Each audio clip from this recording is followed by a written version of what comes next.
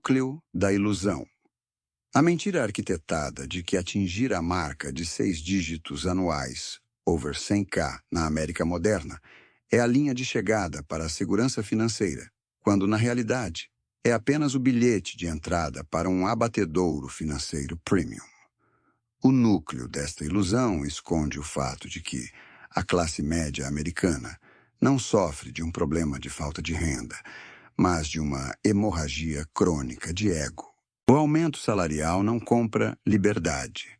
Ele apenas financia uma gaiola mais espaçosa, com hipotecas inflacionadas, SUVs de $70 mil financiados a juros predatórios e a obrigação silenciosa de sustentar um teatro de sucesso corporativo.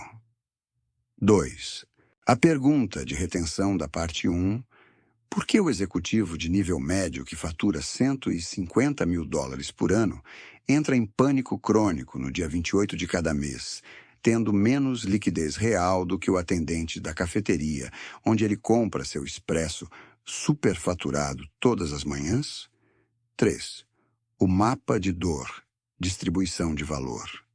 O que a parte 1 expõe? A armadilha visível, a miragem do contra-cheque de 6 dígitos e a anatomia do pobre premium broke. O contraste brutal entre a estética de riqueza, a casa suburbana, as roupas de marca e o saldo de 3 dígitos no aplicativo do banco a poucos dias do próximo pagamento. O que a parte 2 aprofunda? A armadilha invisível e psicológica, a adaptação hedônica e o imposto de vaidade.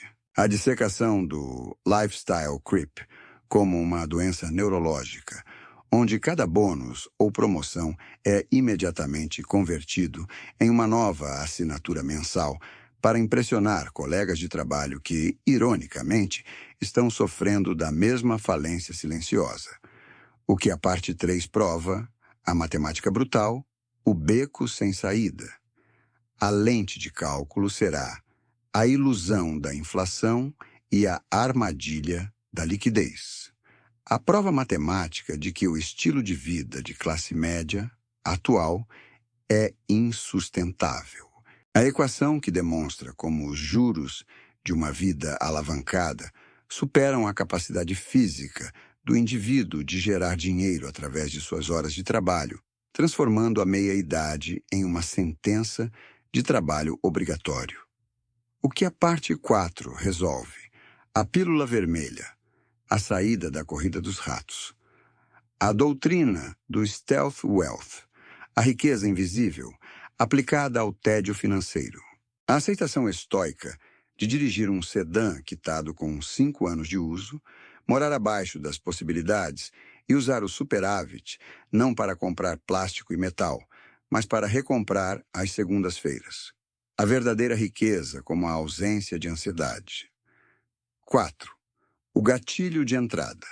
Um zoom auditivo e visual no som do alarme de um iPhone às 5h30 da manhã, iluminando um quarto projetado por um designer de interiores. A tela mostra uma notificação de low balance de um banco tradicional, cruzando com a imagem de uma chave de um SUV de luxo repousando sobre uma bancada de granito. A cena constrói a náusea física de acordar todos os dias, sabendo que você precisa trabalhar exaustivamente apenas para manter a ilusão rodando por mais 30 dias. 5. Verificação de originalidade. Este roteiro repudia a tese clichê de pare de tomar café no Starbucks. Ele ataca a raiz estrutural do orgulho da classe média. Ele não culpa os bilionários ou a inflação abstrata. Ele culpa a assinatura do espectador no contrato de financiamento do carro e a fraqueza mental de não suportar parecer comum perante a sociedade. O inimigo aqui é a própria necessidade de validação do protagonista. 6. O mapa de capítulos palavra-gatilho exclusiva do roteiro. Level 1, The Six-Figure Poverty Trap, aplicado na parte 2. Level 2, The Hedonic Treadmill Engine, aplicado na parte 2. Level 3, The 84-Month Illusion, aplicado na parte 3. Level 4, The Opportunity Cost Bleed, aplicado na parte 3. Level 5, The Stealth Wealth Protocol, aplicado na parte 4. Level 6, Buying Back Your Autonomy, aplicado na parte 4. The moment you cross that magical six-figure threshold, the system doesn't congratulate you. It targets you. You are no longer just a worker. You are a premium financial product. The middle-class trap isn't built on poverty. It is entirely fueled by an influx of cash your ego doesn't know how to handle. Let's look at the anatomy of this invisible disease.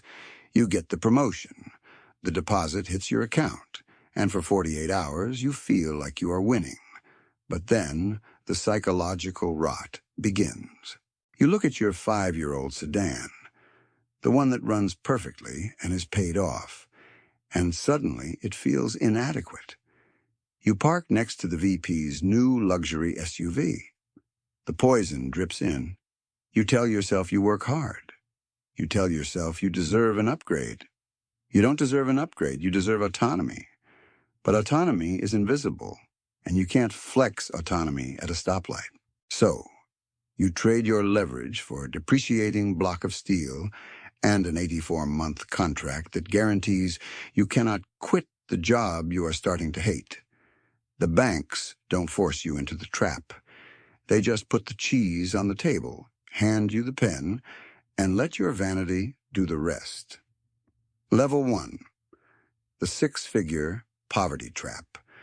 We call it lifestyle creep, but that sounds too harmless. It is a highly engineered extraction of your wealth disguised as a reward. Think about the corporate environment, the pressure to live in a zip code that aligns with your title. This is the vanity tax. It is the premium you pay to convince strangers you are exactly who your LinkedIn profile says you are. Here is the brutal reality about the vanity tax. It is the only tax you voluntarily increase on yourself. You get a raise, and instead of buying back your time, you buy a heavier chain. You double the mortgage. Your income doubled, but your stress tripled. You operate a lifestyle machine on a razor-thin margin. Miss 2 paychecks, and the illusion collapses. You are an immaculately dressed circus animal, performing tricks to keep the lights on in a tent you don't own. This is where the exhaustion sets in. You are fighting a cold war to maintain a standard of living that brings zero joy. The weekend arrives, and you are too drained to enjoy the house you are going bankrupt to maintain. You drop $300 on dinner, numbing the anxiety of the upcoming Monday. You are paying for the privilege of remaining exhausted. Level 2. The hedonic treadmill engine. Let's expose the real enemy. It isn't just the credit card company. It is the culture of peer validation the credit industry weaponizes against you. They know human beings are wired for tribal status. If the pack is running, you will run until your lungs give out. They designed the treadmill to speed up every time you get comfortable. You furnish the house, and immediately, algorithms feed you kitchen renovations. There is no finish line. You think you are climbing the ladder of success, but look closely at the rungs. You are walking on a rotating wheel, generating power for a banking structure that sees your lifetime of labor as a guaranteed yield. And as long as you care about what the neighbor thinks, you will never step off. You tell yourself you can afford it because you can make the monthly payment. This is the greatest mathematical deception of the modern American economy. The system trained you to look at the monthly cash flow while it silently drains your net worth through the back door. You aren't buying an asset. You are renting an illusion. Let's break down the actual math of your middle-class pride using the exact formula the banks pray you never understand. I call it the inverse wealth equation. You walk into a dealership and finance a $75,000 luxury SUV. The dealer smiles, shakes your hand, and locks you into an 84-month contract at a 9% interest rate. You drive off the lot feeling like a king. You feel successful. You feel like you've made it. I look at that exact same scenario and I see a hostage situation. I've watched grown men with master's degrees fail third-grade arithmetic because their fragile egos desperately needed a leather steering wheel. Math doesn't care about your feelings, and it certainly doesn't care about your corporate job title. You are not paying $75,000. By the time that contract is over, you will have bled over $100,000 into the banking system. Now let's translate that into the only currency that actually matters, your unrecoverable life force. If your take-home pay is $40 an hour, you just signed away 2,500 hours of your finite time on Earth. That is more than a full year of waking up at 6 in the morning, sitting in traffic, taking orders from a boss you secretly despise, and coming home too exhausted to speak to your family.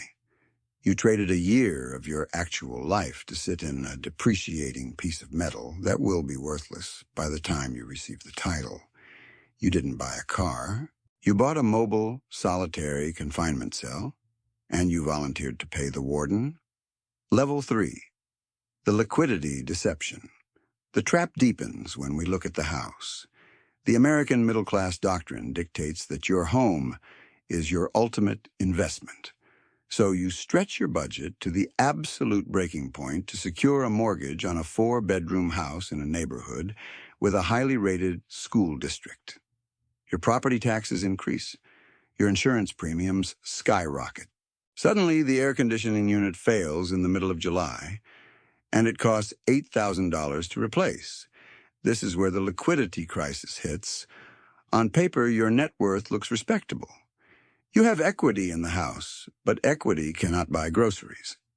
Equity cannot pay for an emergency root canal. You are asset-rich and cash-poor. When that emergency strikes, you don't sell a piece of the driveway to cover it. You reach for the plastic. You swipe the high-interest credit card, adding another layer of debt to a structural foundation that is already cracking under the weight of your lifestyle. You are running on a hamster wheel made of gold, exhausted, starving for actual cash, while paying compounding interest just to keep the wheel spinning. This isn't an accident. The credit industry is fully aware of the precise moment your expenses outpace your income. They engineered the entire ecosystem to catch you when you fall. They offer you debt consolidation loans, home equity lines of credit, and balance transfers. They throw you a rope, not to pull you out of the quicksand, but to tie you to the rock at the bottom. Every time you accept their terms, you forfeit another decade of your future. The opportunity cost of this cycle is staggering. If you had taken just a fraction of that car payment and placed it into a simple index fund over those same 7 years, you wouldn't just have money. You would have leverage. You would have the power to walk away from a toxic job. But you traded that leverage for immediate gratification. Level 4. The inflation smokescreen. And then the ultimate excuse arrives. You blame the economy. You blame the rising cost of living. Inflation is real, yes, but it is also the perfect smokescreen for your lack of discipline. The system wants you to blame the government because as long as you are angry at politicians, you aren't looking at your own bank statements. You aren't questioning why you pay $100 a month for streaming services you don't watch or why you finance a $1,000 phone every 2 years. The math is brutal, and the math is terminal. If you do not stop the bleeding right now, you are mathematically guaranteed to work until the day your physical body gives out. Here is the definitive answer to the question we asked at the beginning. Why does the mid-level executive making $150,000 a year panic on the 28th of every month, possessing less real liquidity than the barista who pours his morning espresso? Because the executive has weaponized his own income against himself. He does not actually make $150,000. He operates as a high-volume clearinghouse. The money simply passes through his hands, routed instantly from his employer directly to his creditors. The inflated mortgage, the 2 luxury car loans, the private school tuition, the country club dues. It is all pre-allocated to service the debt of a life he is pretending to own. The barista, earning a fraction of that, might live in a modest apartment with 0 high-interest debt, possessing actual positive cash flow and liquid savings. The executive is suffocating under the crushing weight of the vanity tax, while the barista is breathing free air. This brings us to the exit strategy. The only way out of the middle-class trap is to commit a social transgression. You have to willingly choose to become invisible. Level 5. The Stealth Wealth Protocol. The cure for the middle-class disease is the doctrine of stealth wealth. It is the absolute rejection of the vanity tax. It requires you to look at your peers, look at their perfectly manicured lawns and their brand-new luxury vehicles, and feel absolutely nothing. You must sever the emotional connection between your self-worth and your external displays of consumption. The protocol is brutal, but entirely effective. It begins with the merciless liquidation of your ego-driven liabilities. You sell the $75,000 SUV. You buy a reliable, 5-year-old sedan for $15,000 in cash. Your neighbors will whisper. Your co-workers will assume you suffered a financial setback or a demotion. They will judge you, and that is exactly the moment you win. Their judgment is the sound of your chains breaking. When you stop caring about the opinions of people who are secretly drowning in debt themselves, you reclaim your power.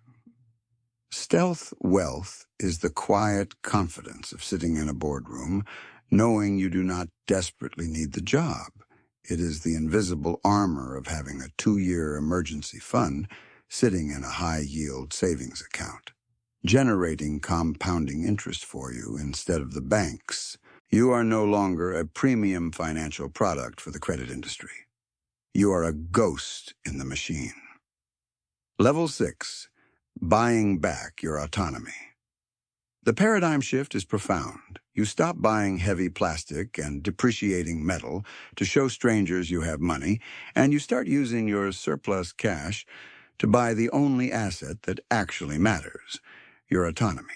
You redirect the thousands of dollars previously bleeding out to auto lenders and credit card algorithms into index funds that acquire equity in the world. Autonomy means the ability to walk away from a toxic manager without a second thought, because you are not relying on the next direct deposit to prevent a foreclosure.